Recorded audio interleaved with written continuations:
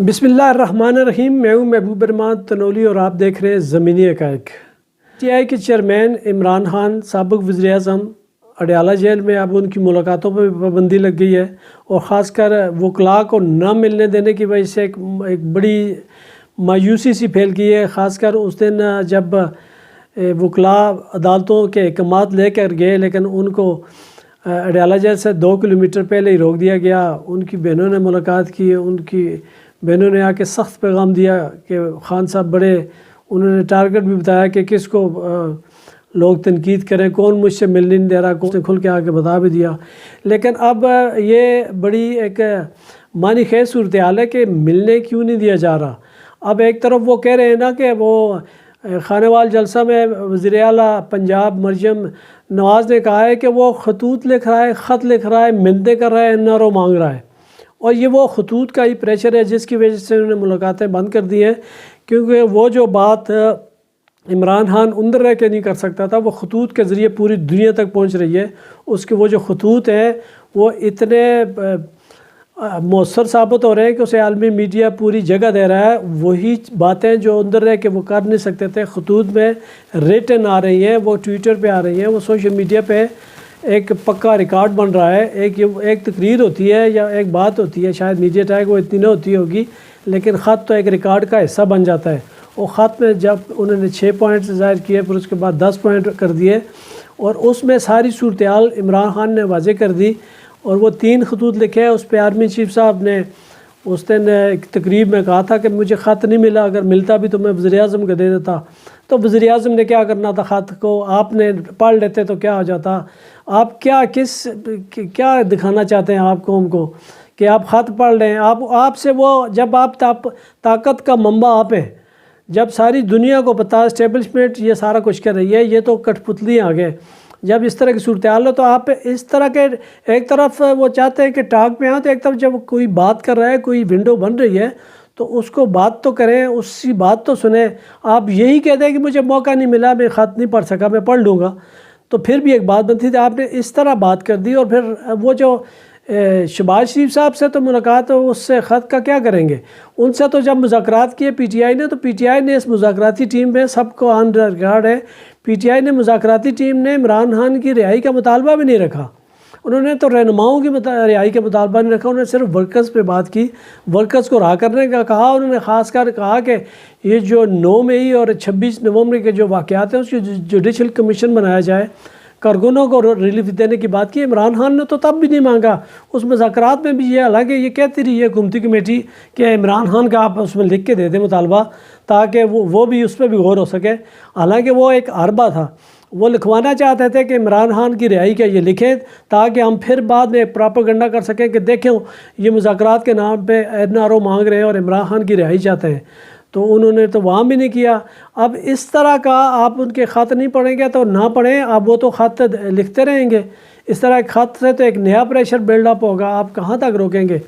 وہ تو اس پہ آپ وکیل نہیں روک سکتے، تو کب تک وکلاء کو نہیں روک سکیں گے؟ کیسز تو چل رہے ہیں، ہیئرنگ تو ہو رہی ہے۔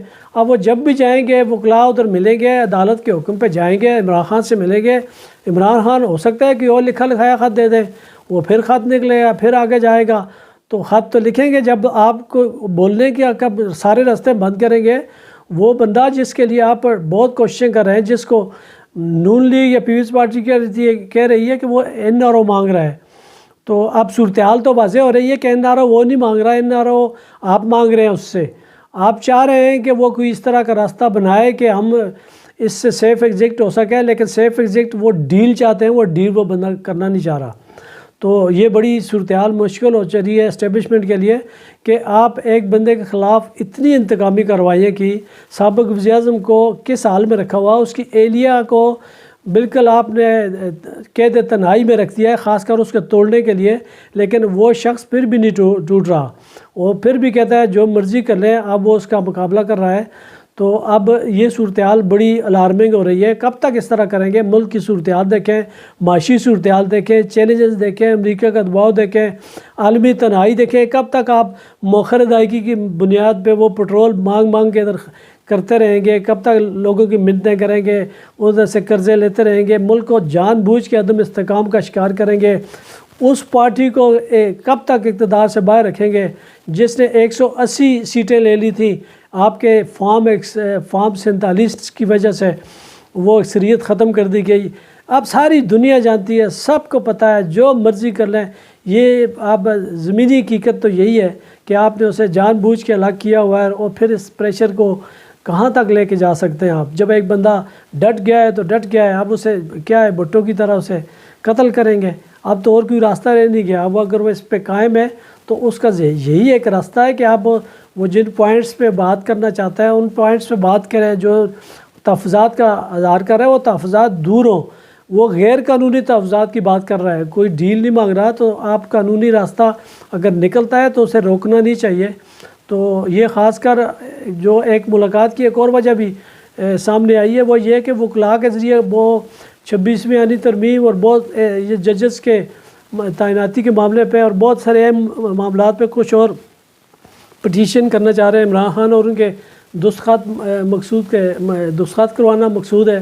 وکلاء ملنا چاہ رہے ہیں، وہ انہوں نے پٹیشنز تیار کی ہوئی ہیں، لیکن وکلاء کو ملنے نہیں دیا کہ یہ اوپر سائن نہ کر دیں، کیونکہ اب ان کا شاید ری شفلنگ ابھی کورٹس میں مکمل نہیں ہوئی۔ وہ چاہ رہے ہیں ری شفلنگ مکمل ہو، تب تک یہ سارا عمل ہو جائے، پھر اس کے بعد ملیں، پھر پٹیشن آئے تاکہ ٹیم اپنی بن جائے۔ تو پھر اب کب تک اس طرح ہوتا رہے گا؟ یہ ری شفلنگ تو ملک کے نظام کو کھوکھلا پہلے ہی کر گئی ہے، کب تک اس ملک کو امتحان میں ڈالیں گے؟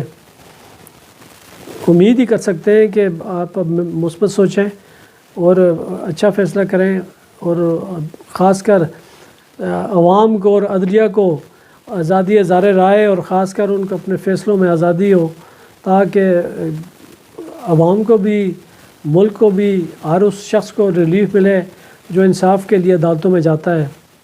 اجازت دیجیے، خدا حافظ۔